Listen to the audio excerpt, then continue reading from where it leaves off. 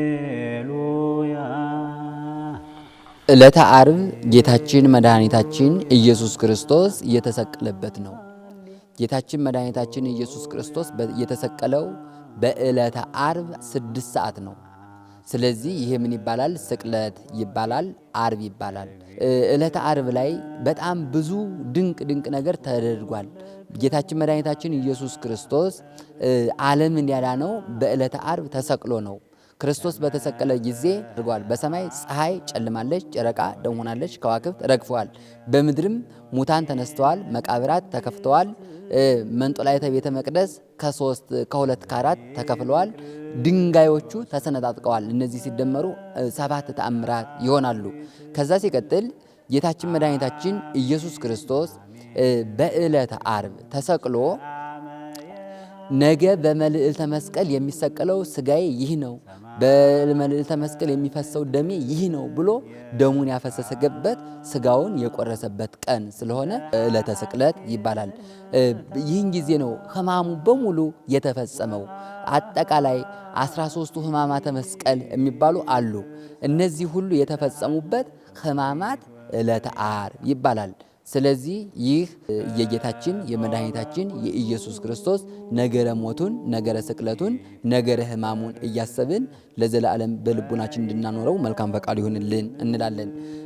እዚህ ላይ ልናየው የሚገባ ነገር ጌታችን መድኃኒታችን ኢየሱስ ክርስቶስ ያደረጋቸው ነገሮች በሙሉ ለሰው ልጆች ድህነት ናቸው።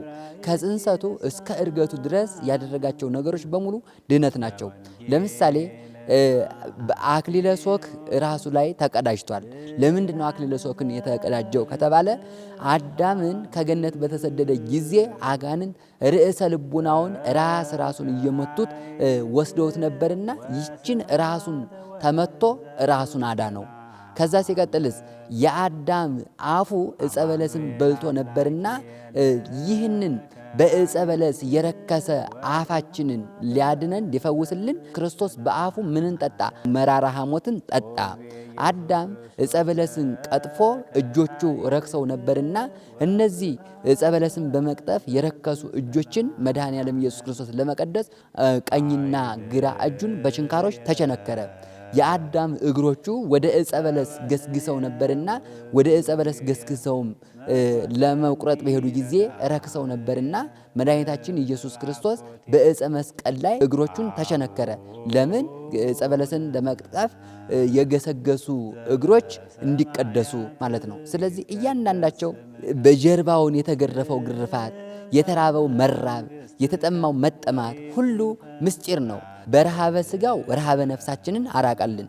በጽምዓ ሥጋው ጽምዓ ነፍሳችንን አራቀልን። በሕማመ ሥጋው ሕማመ ነፍሳችንን አራቀልን።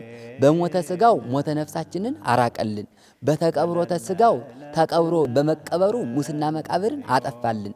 በመነሳቱ ትንሣኤን ሰጠን። በዕርገቱም ዕርገትን ሰጠን። ተንሳ ከመያለቡ ተንሳ ከመይማረነ ተንሥኦ ሥጋቲነ በትንሣኤው በመነሳቱ የእኛን ሥጋ መነሳት ሊያስተምረን ተነሳ። አርገ ከመያለቡ ዕርገተ ጻድቃን ንጹሐን የጻድቃንን ዕርገት ያስረዳን ዘንድ እሱ አረገ ይላል። እነዚህ ሁሉ ምንድናቸው ከተባለ ጌታችን መድኃኒታችን ኢየሱስ ክርስቶስ ለእኔና ለእናንተ ያደረጋቸው ድህነት ናቸው። ራሱን ዘንበል ያደረገበትን በመስቀል ላይ ስታዩት ክርስቶስ ራሱን ዘንበል አድርጓል።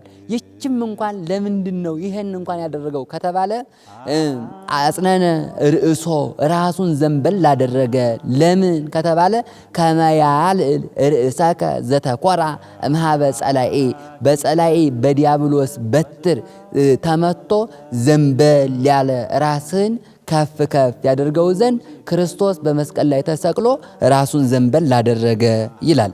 ይህ መራራ ሐሞትን የዲያብሎስ መራራ ምክርን ጠጥታ የመረረች ነፍስን ያጣፍጣት ዘንድ መራራ ሐሞትን ጠጣ ይላል። እነዚህ ሁሉ ምንድናቸው ከተባለ የጌታችን የመድኃኒታችን የኢየሱስ ክርስቶስ ሕማማቱ በሙሉ ምንድናቸው? የኔና የናንተ ድህነት ናቸው ማለት ነው። ከዚያውም ለዚህ ነው ታላቁ ሊቅ ቅዱስ ዮሐንስ አፈወርቅ አጠቃላይ ከእሁድ ጀምሮ እስከ ቅዳሜ 6 ሰዓት ድረስ ያለውን ሕማሙን ሞቱን ሲናገር ምን አለ? ይትባረክ እግዚአብሔር ዘሰመየ ሕማማተ ወልዱ ክብረ ወስብሃተ የልጁ የኢየሱስ ክርስቶስን ሕማም ሞት ክብር ምስጋና ብሎ የጠራ እግዚአብሔር ይክበር ይመስገን ይላል። ሕማሙ ሞቱ ምን ይባላል? ክብር ምስጋና ይባላል። ይሄን እንዲህ ብሎ የሰየመ እግዚአብሔር ምን ይባላል? ምን ይበል? ይክበር ይመስገን አለ። ከኢየሱስ ክርስቶስ አንጻር ስናየው ሕማሙ ሞቱ ሕማም ሞት ቢሆንም ከኛ አንጻር ስናየው ግን የክርስቶስ ሕማሙ የክርስቶስ ሞቱ ክብር ነው፣ ምስጋና ነው፣ በረከት ነው፣ ድህነት ነው። ስለዚህ ይህ የተፈጸመበት ዕለተ ዓርብ ምን ይባላል ከተባለ ዕለተ ስቅለት ይባላል ማለት ነው።